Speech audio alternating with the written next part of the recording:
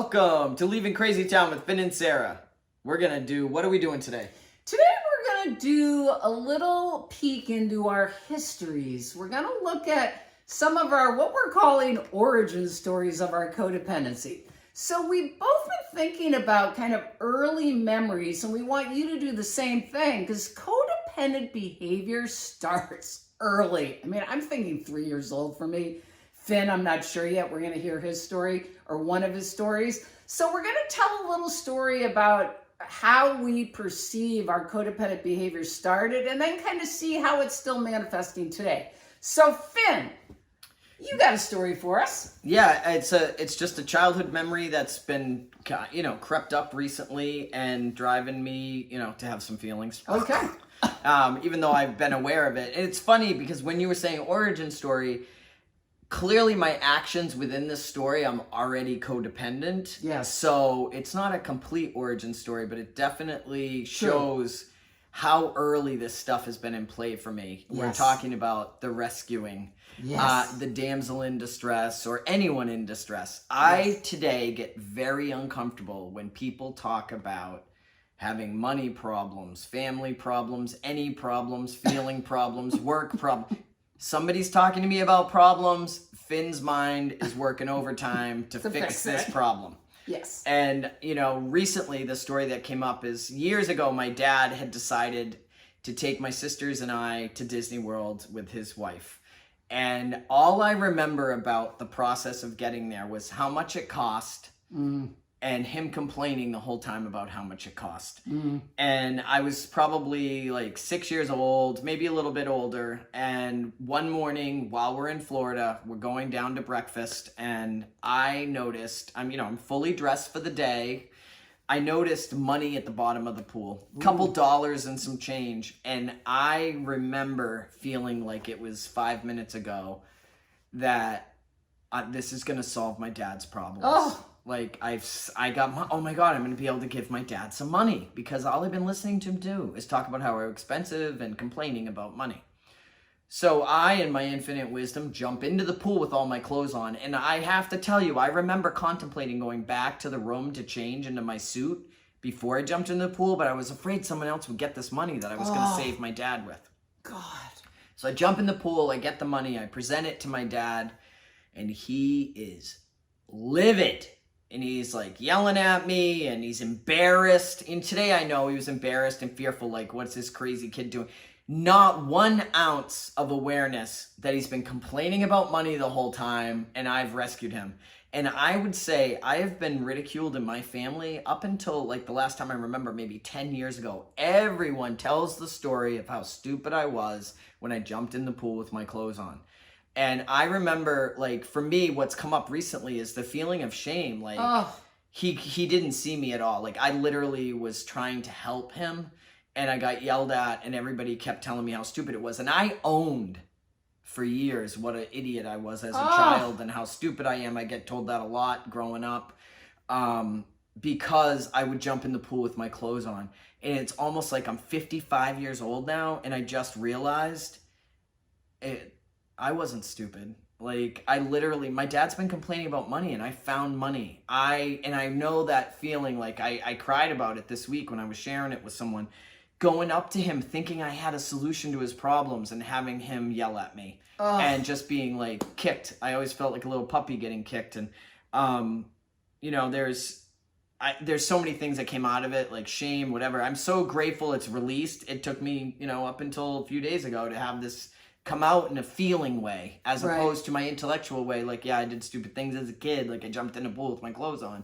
Now I look at it, I'm like, duh, of course I did. I was trying to save the day. But I still get activated when people talk about financial issues, personal issues, or whatever. And, then I also have shame when people don't understand my motives. And I feel bad. I feel like an idiot. I don't know. Is there what's your thoughts, Dr. Michaud? Oh my God. All right. So many things to say.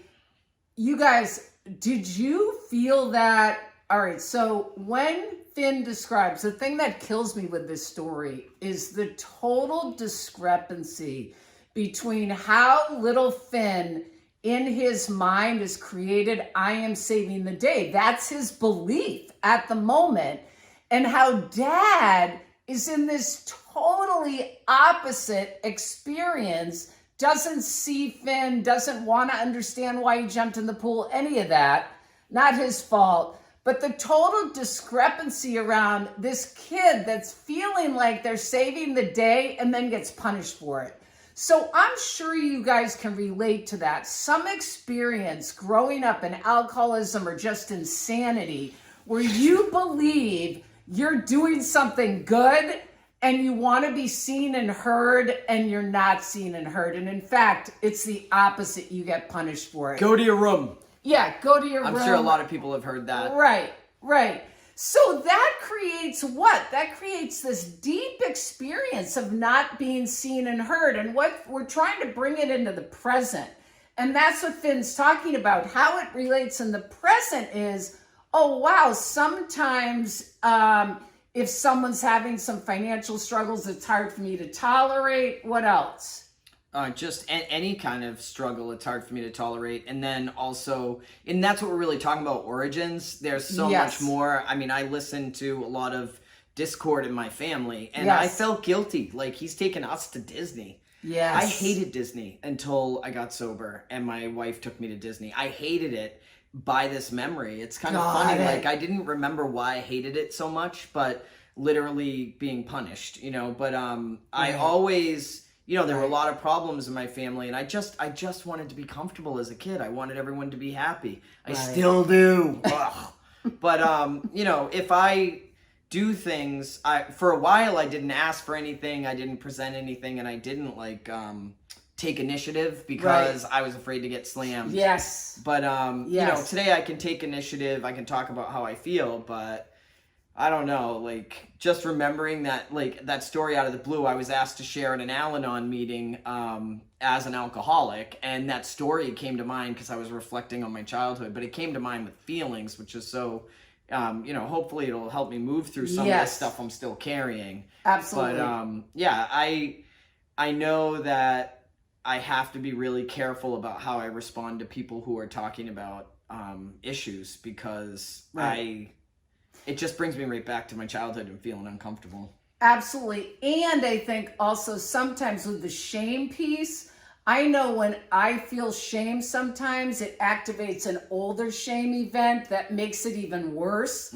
And so it gets all tainted. Instead of just feeling the present experience, it activates old shame. So I think it's really important when you know, like Finn's talking about, when you know that incident is related to this intense shame.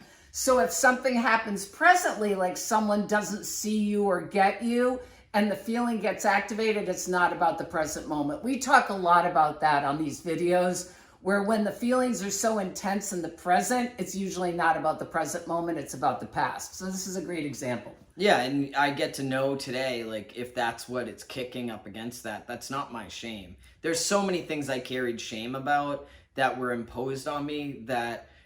you know, like child abuse is one, right? A lot of kids growing up that were abused sexually or physically have shame around being wrong, being bad, whatever. And then now I get to know today that it wasn't my shame to be carried. That's my dad's shame. It's my dad's shame that he imposed all those things on his children. Like, he didn't know, but it's not my shame to carry. Like, the response that the father I want to have would be like, you know, thank you so much, like, understanding, but that's not where we're at in my family. But today I get to know that, like, you know, what we're dealing with. Right. So talking about it, processing it, having these memories from the past, sharing at a meeting, talking to a friend, really getting to the underlying feelings is the way to get freedom and leave crazy town. So anything else, bud? No. We're leaving. We're out of here. Process your feelings. No shame. Love you.